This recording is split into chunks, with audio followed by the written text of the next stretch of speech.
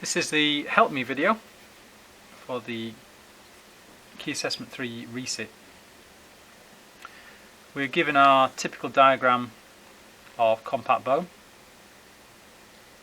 and we are naming structure X, that big blob in the middle. You should know the name of that. And percentages, in fact no, it says describe its role, so name it and describe its role. So what is this gap in the middle of these bones called? And it's to supply the bone tissue with the nutrients that it needs. So try and think of what the nutrients are that it does need. Percentages, there's just a couple of numbers. There's more inorganic than organic, but can you remember and find the numbers? And then we've got a table. We're always going to get a table or a graph or something in these end questions. Bone mineral density is a useful measure of bone health. And we've got a condition called osteoporosis, which is loss of bone mass. Their bones become brittle. And here are some possible treatments. Denosumab. There we are. It binds to receptors on osteoclasts and inhibits their activity. So it stops osteoclasts from working. Remember what osteoclasts do? They break down the bone.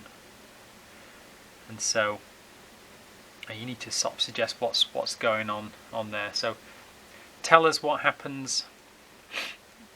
It says cells there. Tell us what happens to the two types of cells. So we're going to have osteoblasts and osteoclasts. So tell us what happens to what their jobs are, and then let's try and see what's happening here. Well, with this we are getting a large reduction of fractures from that table. So bone mineral density and fractures, then we're getting a gain of between 3 or 6 there, and reduced number of fractures.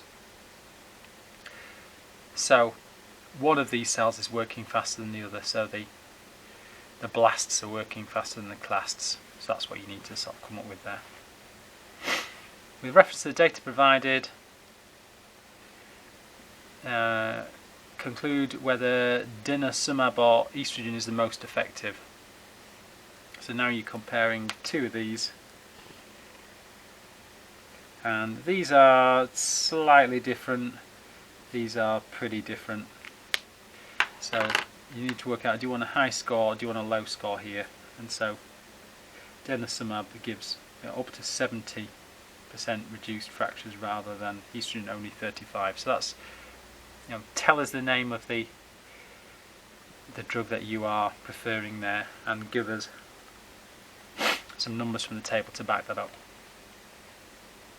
Wrist fractures are common in women in their 50s, typically after a fall. The image above depicts a displaced fracture of the wrist, suggests one possible treatment. So it's now not aligned, so you're going to have to put it where you want it and then some sort of way of keeping it still. So you just need to come up with what would be a good word to say put it where you want it, and another treatment for how you're going to keep it still and stop it from moving again. So one of the treatments.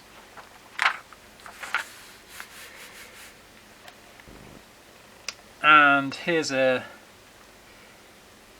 image and a scan report for a person, and we've got bone mineral density there. Ooh, a T-score. Right, well that's just putting the numbers into the equation and coming up with a T-score there. And if you can do that to say 2 decimal places, that'll be a reasonable level of precision there. across the page, part 3, use the T-score, so use your T-score. I came up with 2.41, and you are diagnosing the condition and the fracture risk. So the condition there, so for if I'm using 2.41 there, 2.41 that's where 2.41 is. So my condition would be whatever that word is there, so I'm just going to read that. And 2.4, so that's going to be here on that.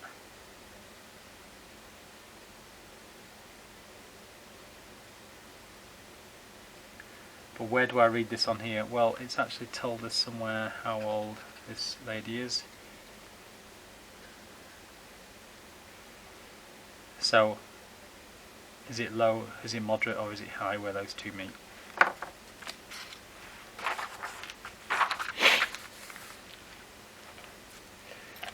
Then we've got arthritis. Compare and contrast the structure and movement of the wrist joint with those found in the fingers.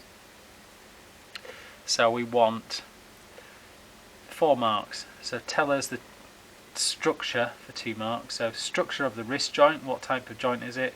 Structure of the finger joints. So wrist, movement all over the place. Fingers, they only move that way really. So tell us the 2 different types of joints and explain the range of movements. And finally, a patient has stiffness and swelling. Physical examination reveals an increase in temperature.